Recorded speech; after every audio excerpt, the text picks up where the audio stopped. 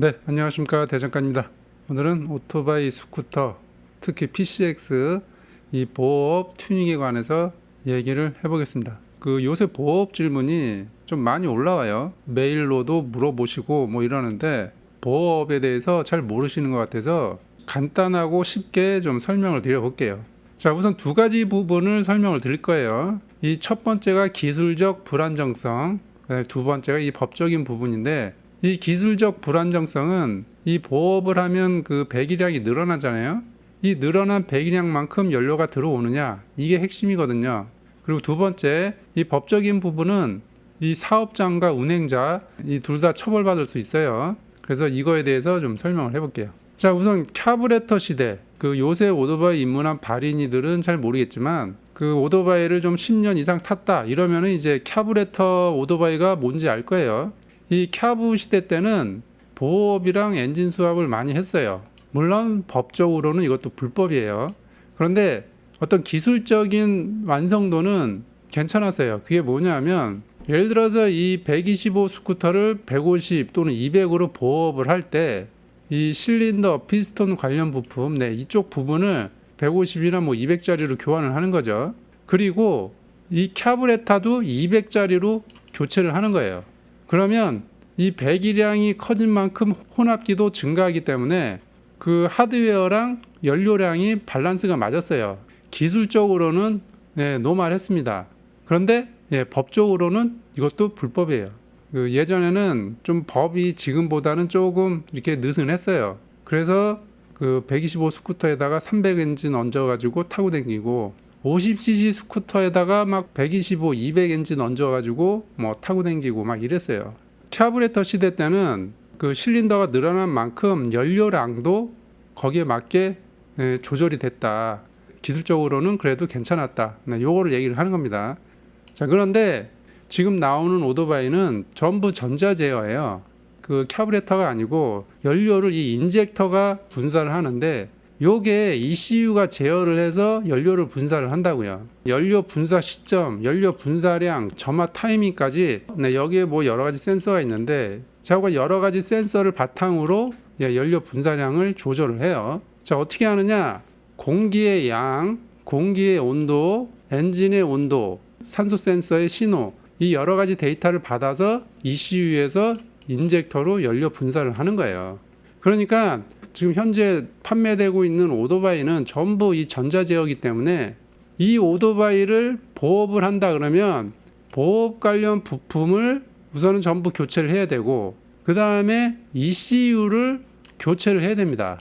그래야 이 늘어난 배기량만큼 연료 분사량이 거기에 맞게 분사가 되니까 내가 예를 들어 160으로 보호업을 했다. 그럼 160에 맞는 ECU를 갖다 껴야 돼요. 아니면 본인이 연료 분사량을 리맵해야 되는데 개인이 뭐 손보고 이렇게 할 수 있는 영역이 아니에요. 이거 지금 현재 행해지는 보호업 튜닝은 어떻게 하고 있느냐면 하드웨어만 변경을 하는 거예요. 그러니까 여기 보면 이제 실린더, 피스톤 관련 부품, 뭐 피스톤 링이라든가 피스톤 핀, 요 정도만 교환을 하고 이제 보호업을 했다고 하는 거죠.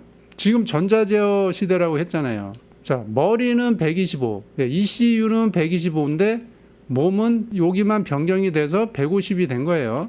그런데 여기 ECU에 있는 연료 분사 테이블 맵은 125짜리로 만들어져 있는 거란 말이에요.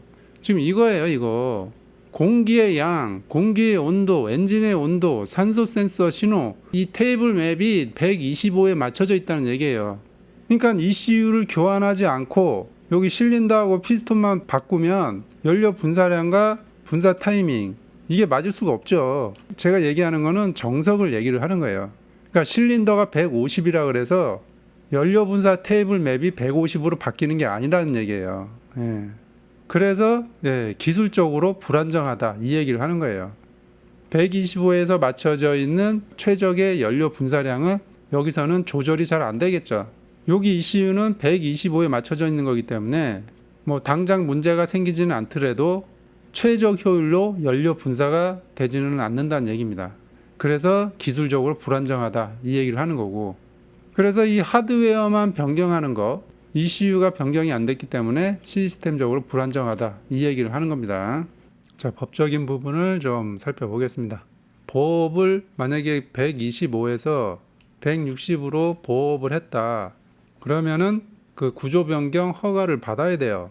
엔진을 보업하거나 스왑을 했을 때 구조 변경을 신청하면 이걸 검사를 해주는 데가 제가 알기로는 없어요. 구조 변경을 신청을 해서 서류가 정상적으로 160cc로 발급이 되면 요거는 이제 합법이 되는데 검사를 해주는 데가 없는 걸로 제가 알고 있거든요.